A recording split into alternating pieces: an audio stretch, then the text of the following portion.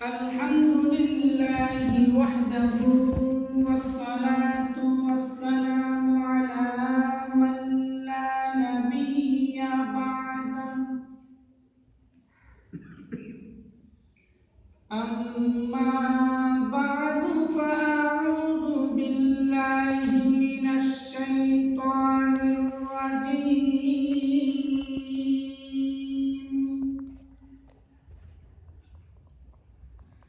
بسم الله الرحمن الرحيم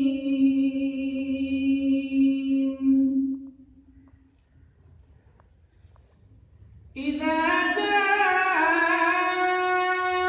نصر الله والفتح ورأيت الناس يدخلون في دين الله أفواجا فسبح بحمد ربك واستغفر إنه كان توابا صدق الله مولانا العظيم وصدق رسوله النبي الكريم ونحن على ذلك من الشاهدين والشاكرين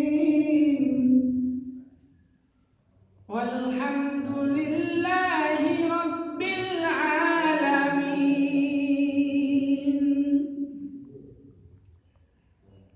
محترم معزز مكرم মুসলিয়ান ইকরাম হযরত উলামা ইকরাম আজিজ তুলাবা সমস্ত প্রশংসা ওই মহান আল্লাহ রাব্বুল আলামিনের জন্য যিনি আমাদেরকে পবিত্র জুমার দিনে জুমার নামাজ পড়ার উদ্দেশ্যে মসজিদে আসার তৌফিক দান করেছেন।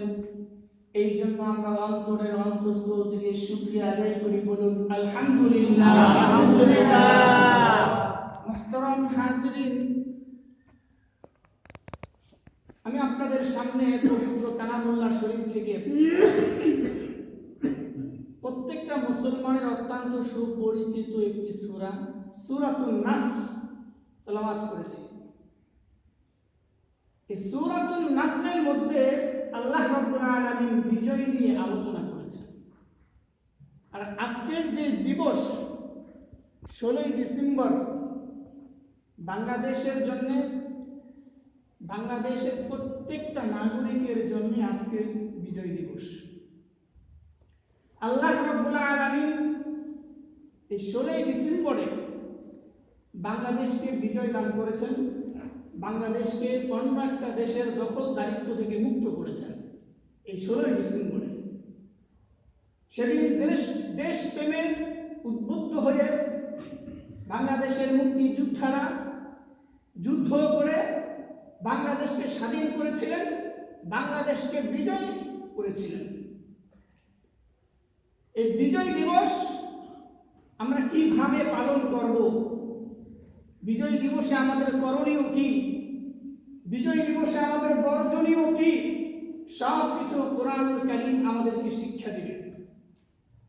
বিজয় দিবসে আমাদের করণীয় কি, এই কথা বলার আগে আপনাদেরকে বলতে চাই যে দেশ প্রেম এটা ঈমানের অঙ্গ। কি ভাই? ঈমানের অঙ্গ। ঈমানের অঙ্গ। রাসূল করিম সাল্লাল্লাহু আলাইহি ওয়াসাল্লাম হাদিসের মধ্যে বলেছেন, হুব্বুল ওয়াতনি মিনাল ঈমান, দেশ প্রেম ঈমানের অঙ্গ। রাসূল করিম সাল্লাল্লাহু আলাইহি ওয়াসাল্লাম যে মক্কাতে আগমন করেছেন, যে মক্কাতে জন্মগ্রহণ করেছেন, রাসূল করিম সাল্লাল্লাহু আলাইহি ওয়াসাল্লাম সেই মক্কাকে অনেক ভালোবাসতেন।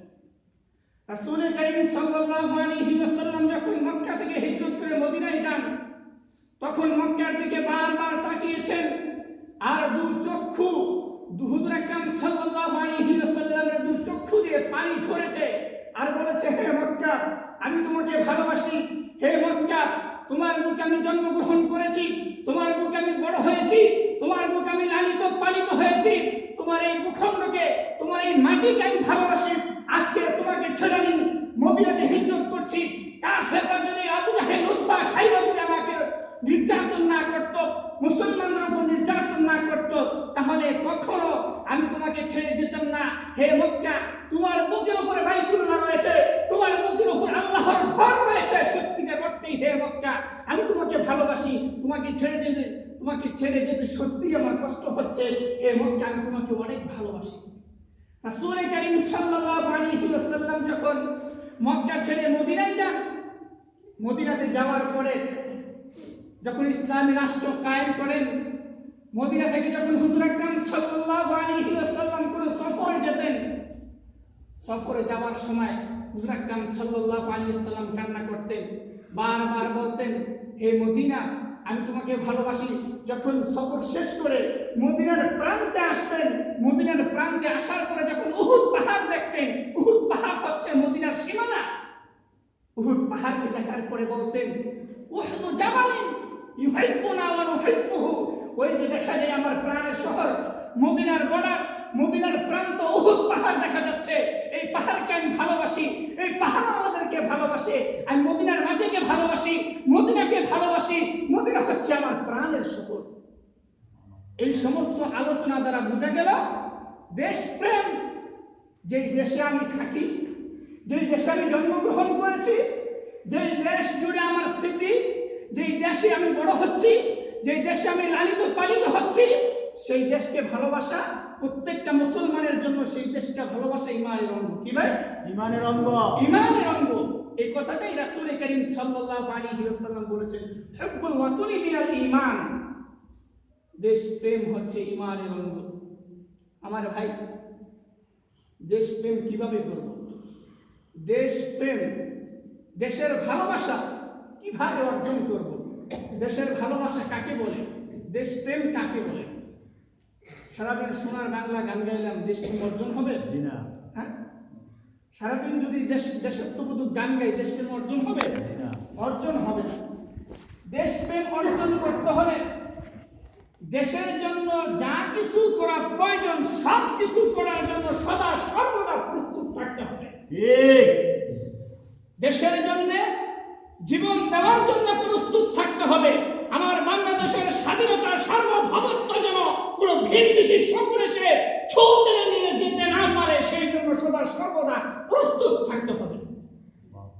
আমার দেশের সম্পদ, আমার দেশের স্বাধীনতা, সার্বভৌমত্ব রক্ষা করার জন্য সদা সর্বদা যদি যুদ্ধ করার প্রয়োজন হয়ে থাকে, সর্বোচ্চ শক্তি দিয়ে, তাজা রক্ত দিয়ে দেশের পক্ষে লড়াই করে দেশের স্বাধীনতা, সার্বভৌমত্ব রক্ষার জন্য সদা সর্বদা প্রস্তুত থাকতে হবে। যুবক ভাইয়েরা ভালো করে শুনি, যুবক ভাইয়েরা ভালো করে শুনি। আমার দেশকে ভালোবাসতে হবে। আমার এই দেশ আজকে 16 ডিসেম্বর এই দিবসে, এই দিনে আমরা বিজয় অর্জন করেছি। আমরা জানি যে ভারত উপমহাদেশ একটি সময় ইংরেজরা শাসন করেছে, একটি সময় ইংরেজরা শাসন করেছে। ইংরেজরা এই ভারত উপমহাদেশের যারা আছে অধিবাসী, যারা আছে জনগণ, তাদের উপর অত্যাচার করেছে। একটা সময় হয়েছে ইংরেজরা এই দেশ ছাড়তে বাধ্য হয়েছে। কিভাবে বাধ্য হলো? তখন দেখা গেল যে আমার শাইখুল হিন্দ মাহমুদুল হাসান দেওবন্দি, আমার রশিদ আহমদ গাঙ্গুহি, আমার আল্লামা কাসিম নানুতুবি, আমার আশরাফ আলী থানভী, আমার সকল মুজাহিদ ভাইরা ইংরেজ সরকারের বিরুদ্ধে জিহাদ ঘোষণা করেছে। জিহাদ করতে করতে এই ভারত উপমহাদেশকে স্বাধীন করেছে। তার পরবর্তীতে পাকিস্তান স্বাধীন হয়েছে, তার পরবর্তীতে আমার এই বাংলাদেশ স্বাধীন হয়েছে। তো বোঝা গেল স্বাধীনতার মূলে যারা রয়েছে তারা হচ্ছে আমাদের আকাবের দেওবন্দ উলামায়ে কিরাম। এই উলামায়ে কিরামের রক্তের মাধ্যমে আমরা স্বাধীনতা অর্জন করেছি। তারপর একটা সময় হয়েছে ভারত থেকে পাকিস্তান আলাদা হয়ে গিয়েছে। এখন পূর্ব পাকিস্তান, পশ্চিম পাকিস্তান একসাথে চলছে। এভাবে পূর্ব পাকিস্তান, পশ্চিম পাকিস্তান, পূর্ব পাকিস্তানের সকল মানুষ লুঙ্গি পরিধান করে, আর পশ্চিম পাকিস্তানের সকল মানুষ পাঞ্জাবি পায়জামা পরিধান করে। পূর্ব পাকিস্তানের সকল মানুষ, পশ্চিম পাকিস্তানের সকল মানুষ রুটি খায়, আর পূর্ব পাকিস্তানের সকল মানুষ কি খায়? মাছ আর ভাত খায়। এই জন্যই বলা হয় মাছেবাদী বাঙালি। কথা ঠিক না ঠিক? হ্যাঁ, সবাই বলেন না ঠিক না ঠিক? আমার এই দেশের মানুষ মাছেবাদী বাঙালি, এই জন্যই বলা হয়। একটা সময় হয়েছে যে সেখানকার পশ্চিম পাকিস্তান যারা আছে ওনারা আমাদের এই দেশের উপর অত্যাচার শুরু করেছে। 70 নির্বাচনে পূর্ব পাকিস্তানের জয় হয়েছে, কিন্তু সেখানকার তারা নেতারা আমাদের জয়কে মেনে নিতে পারে নাই। একটা সময় হয়েছে তারা আমাদের উপর অত্যাচারের স্টিম রুলার চালিয়েছে। তখনই আমার বাংলাদেশের মুজাহিদরা সেই পশ্চিম পাকিস্তানের বিরুদ্ধে যুদ্ধ ঘোষণা করেছে, জুলুমের বিরুদ্ধে যুদ্ধ ঘোষণা করেছে, অন্যায়ের বিরুদ্ধে যুদ্ধ ঘোষণা করেছে, অত্যাচারের বিরুদ্ধে যুদ্ধ ঘোষণা করেছে। আমার এই বাংলাদেশকে 11টি ভাগে ভাগ করা হয়েছে। বাংলাদেশের মুক্তিযোদ্ধারা যুদ্ধ করতে করতে 16 ডিসেম্বরে বিজয় অর্জন করেছে। আজকে সেই 16 ডিসেম্বর। আমার ভাইরা, রাসূল করিম সাল্লাল্লাহু আলাইহি ওয়াসাল্লাম বলছেন দেশকে ভালোবাসতে, দেশকে ভালোবাসতে। আজকে আমরা দেশকে ভালোবেসে আমার বাংলাদেশকে স্বাধীন করেছি। আমার বাংলাদেশকে বলা হয় সোনার বাংলাদেশ। এই দেশকে আমরা স্বাধীন করেছি, আমাদের পূর্ব উত্তরসূরিরা এই দেশকে স্বাধীন করেছে। এই স্বাধীনতা, এই বিজয় দিবস আমরা কিভাবে পালন করব? কিভাবে আমরা পালন করব? বছর ঘুরে যখন 26শে মার্চ, 16 ডিসেম্বর আসে, তখন এই দিবসগুলো আমরা কিভাবে পালন করব? কোরআনুল কারীম, রাসূল করিম সাল্লাল্লাহু আলাইহি ওয়াসাল্লামের সুন্নাহ সব কিছু খুলে খুলে বর্ণনা করে দিয়েছে। অনেকের প্রশ্ন, স্বাধীনতা দিবস, বিজয় দিবস কিভাবে পালন করব, সেটাও কি কোরআনুল কারীম বলে দিয়েছে? ভাই, আমার রাসূল বলেছেন, হে উম্মত, তোমাদের কাছে দুটি জিনিস রেখে গেলাম, যতদিন তোমরা এই দুটি জিনিসের অনুসরণ করবে ততদিন তোমরা পথভ্রষ্ট হবে না। সেটা হচ্ছে কোরআন এবং সুন্নাহ। এই বিজয় দিবস আমরা কিভাবে পালন করব? বিজয় দিবস আমাদের কি করণীয়? আল্লাহ তাআলা কোরআনুল কারীমের মধ্যে সেটাও বলে দিয়েছেন। আল্লাহ তাআলা বলেছেন, ইদা জাআ নাসরুল্লাহি ওয়াল ফাত। পারেন তো আপনারা? জি, পড়েন। ইদা জাআ নাসরুল্লাহি ওয়াল ফাত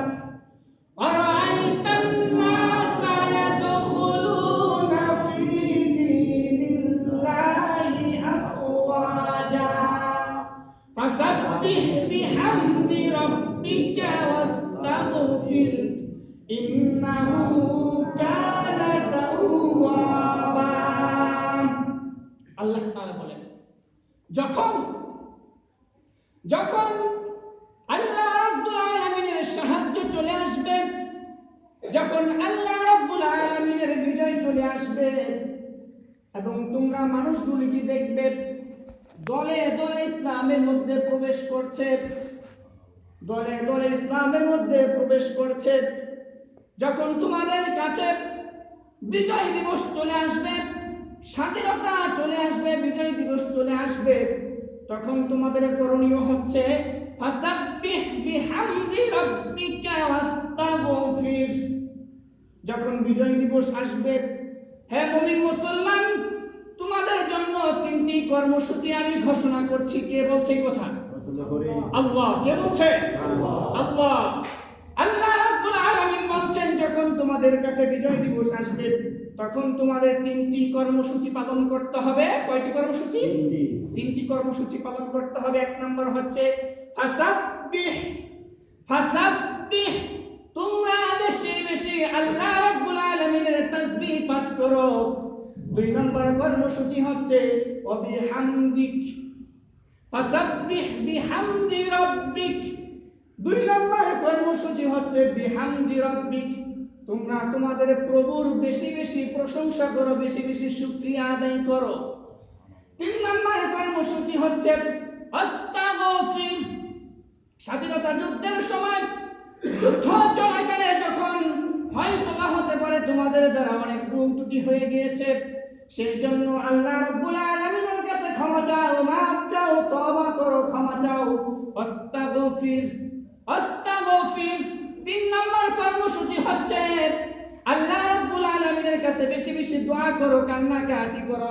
স্বাধীনতা যুদ্ধের সময় যারা শাহাদাত বরণ করেছেন, দেশের জন্য লড়াই করে যারা শাহাদাত বরণ করেছেন, তাদের জন্য দোয়া করো। আল্লাহ রাব্বুল আলামিন যেন তাদের সকলকে জান্নাতের উঁচু মাকাম দান করেন। সকলে বলেন আমিন। মুহতারাম হাজিরিন, বিজয় দিবস আমাদের করণীয় কি? কোরআনুল কারীম আমাদেরকে স্পষ্ট ভাষায় বলে দিয়েছে, ফাসাব্বিহ বিহামদি রাব্বিকা ওয়াস্তাগফির। এখানে 3টি বিষয় আলোচনা করেছেন। 1 নম্বর হচ্ছে বেশি বেশি আল্লাহ রাব্বুল আলামিনের তাসবিহ তাহলিল পাঠ করতে হবে। 2 নম্বর হচ্ছে আল্লাহ রাব্বুল আলামিনের প্রশংসা শুকর আদায় করতে হবে। আল্লাহ রাব্বুল আলামিন আমাদেরকে স্বাধীন দেশের স্বাধীন নাগরিক বানিয়েছেন, স্বাধীনতা সার্বভৌমত্ব আমাদেরকে দান করেছেন, এই জন্য বেশি বেশি শুকরিয়া আদায় করতে হবে। 3 নম্বর হচ্ছে আস্তাগফিরহু। স্বাধীনতা যুদ্ধ চলাকালে হয়তো বা হতে পারে আমাদের দ্বারা অনেক ভুল ত্রুটি হয়ে গিয়েছে। যারা যুদ্ধ চলাকালে দেশের পক্ষে লড়াই করে স্বাধীনতা অর্জন করেছেন এবং তারা শাহাদাত বরণ করেছেন, তাদের জন্য বেশি বেশি দোয়া করতে হবে। লাস্টে আল্লাহ তাআলা বলছেন, ইন্নাহু কানা তাওয়াবা। তোমরা যদি তওবা করো এবং দোয়া করো, মনে রাখো, মনে রাখো আল্লাহ রাব্বুল আলামিন হচ্ছে তওবা কবুলকারী। সুবহানাল্লাহ, সুবহানাল্লাহ। মুহতারাম হাজিরিন, রাসূল করিম সাল্লাল্লাহু আলাইহি ওয়াসাল্লামের সুন্নাহর মধ্যে আমাদের বিজয় দিবসের করণীয় কি? এটা তো কোরআনুল কারীমের কথা বললাম। কোরআনুল কারীম স্বাধীনতা দিবসে, বিজয় দিবসে আমাদের কি করতে হবে সেটা বলে দিয়েছেন। এখন আসুন তো দেখি সুন্নাহ কি বলে।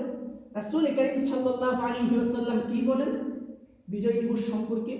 শুনুন। কোরআনুল কারীমের মধ্যে একটা সূরার নাম হচ্ছে সূরাতুল ফাতহ। উলামায়ে কেরাম এখানে উপস্থিত, হাফিজুল কোরআন এখানে উপস্থিত। 26 নম্বর পারা 10 নম্বর পৃষ্ঠায় একটা সূরা আছে, সেই সূরার নাম হচ্ছে সূরাতুল ফাতহ, বিজয়। ফাতহ অর্থ কি? বিজয়। সবাই বলেন কি? বিজয়। বিজয়। এই সূরাতুল ফাতহ রাসূল করিম সাল্লাল্লাহু আলাইহি ওয়াসাল্লাম যখন মক্কাতে বসবাস করতেন, কাফেররা অত্যাচার করে আবু জাহেল, উতবা, শাইবা আমার রাসূলকে, আমার রাসূলের সাহাবায়ে কেরামদের উপর নির্যাতন স্ত্রীমূলক চালিয়েছে, যার কারণে রাসূল করিম সাল্লাল্লাহু আলাইহি ওয়াসাল্লাম মক্কা ছেড়ে মদিনায় চলে গিয়েছে। একটা সময় হয়েছে মুসলমানদের শক্তি অর্জন হয়েছে, মুসলমানদের শক্তি অর্জন করে রাসূল করিম সাল্লাল্লাহু আলাইহি ওয়াসাল্লাম 10,000 সাহাবায়ে কেরামের বিশাল সৈন্যদল নিয়ে মক্কাতে প্রবেশ করেছে। মক্কাতে প্রবেশ করে মক্কাকে বিজয় করেছেন, মক্কাকে নিজেদের আয়ত্ত করেছেন। তখন আল্লাহ তাআলা সূরাতুল ফাতহ নাযিল করেছেন, ইন্না ফাতাহনা লাকা ফাতহাম মুবিনা। আজকে মুসলমানদের বিজয় হয়েছে। সাহাবায়ে কেরাম হুজুর আকরাম সাল্লাল্লাহু আলাইহি ওয়াসাল্লাম মক্কাকে দখল করে মক্কাকে বিজয় করেছেন। কিভাবে বিজয় করেছিলেন? তখন রাসূল করিম সাল্লাল্লাহু আলাইহি ওয়াসাল্লাম কিভাবে সেই বিজয় দিবস পালন করেছেন? ইতিহাস গ্রন্থ সাক্ষী।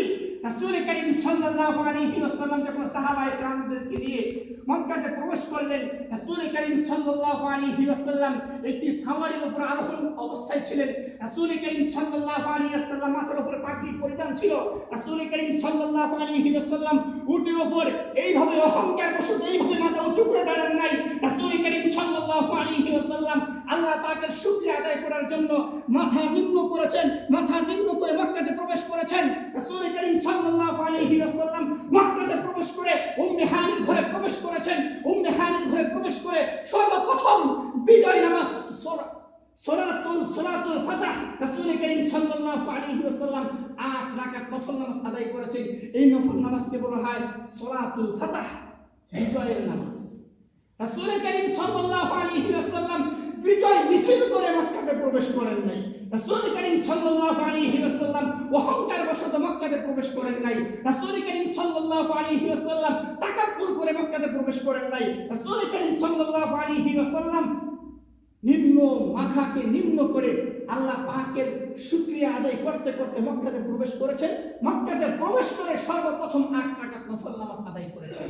এই নামাজকে কি বলা হয়? বিজয়ের নামাজ। কি নামাজ? বিজয়ের নামাজ। বিজয়ের নামাজ। এই জন্য এই সুন্নাহ আমাদেরকে শিক্ষা দেয় যে বিজয় দিবস আমাদেরকে নামাজ পড়তে হবে। কি পড়তে হবে ভাই? নামাজ পড়তে হবে। নামাজ পড়তে হবে। এই জন্য আমাদের যাদের পক্ষে সম্ভব আমরা আজকে 8 রাকাত নফল নামাজ আদায় করে নিব। আল্লাহ রাব্বুল আলামিন আমাদের সকলকে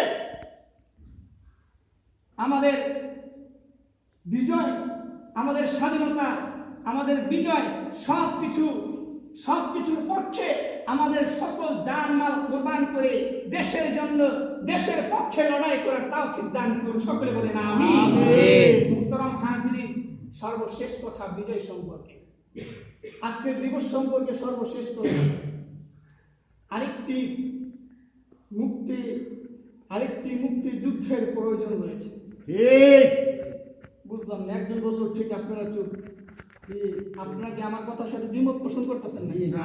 হ্যাঁ, আরেকটি মুক্তি যুদ্ধের প্রয়োজন রয়েছে। সেই মুক্তি যুদ্ধ কি?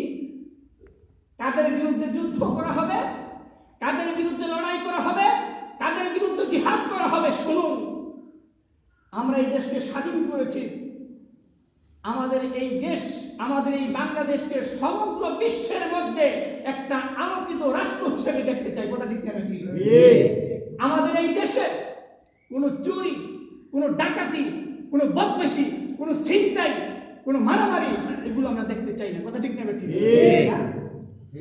এই জন্য আরেকটি মুক্তি যুদ্ধের প্রয়োজন রয়েছে, যে যুদ্ধের মধ্যে আওয়ামী লীগ, বিএনপি, জাতীয় পার্টি কোনো দল বাছাই করা যাবে না। সকল দলের মানুষকে ঐক্যবদ্ধ হয়ে কাঁধে কাঁধ মিলিয়ে যারা দুর্নীতি করে, যারা ডাকাতি করে, যারা দেশকে কলঙ্কিত করতে চায়, তাদের বিরুদ্ধে আরেকবার যুদ্ধ করতে হবে। কথা ঠিক না বেটি?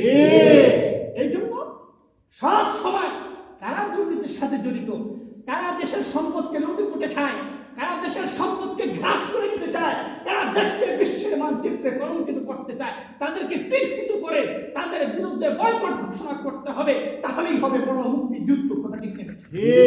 আল্লাহ তাআলা আমাদের সকলকে এই যুদ্ধে অংশগ্রহণ করে আমাদের দেশকে আলোকিত বাংলাদেশ হিসেবে গড়ে তোলার তৌফিক দান করুন। সকলে বলেন আমিন। মুহতারাম হাজরিন, আজকের এই দিনের শপথ, আজকের এই দিনের আলোচনা, আমরা এতক্ষণ যে আলোচনা করলাম, এই আলোচনার উপর অঙ্গীকারবদ্ধ হতে হবে। আজকের দিনে শপথ নিতে হবে যে আমরা দেশকে ভালোবাসবো, দেশের জন্য দোয়া করব, বেশি বেশি স্বাধীনতা যারা শাহাদাত বরণ করেছেন স্বাধীনতা যুদ্ধের সময়, তাদের জন্য বেশি বেশি দোয়া করব।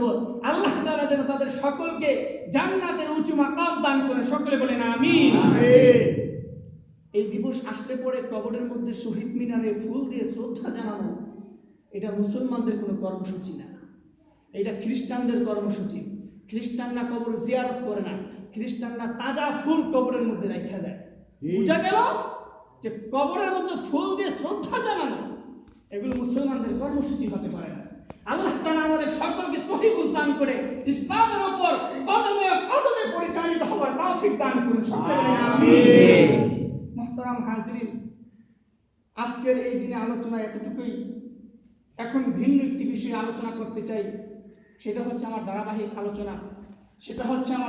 আলোচনা রাসূল করিম সাল্লাল্লাহু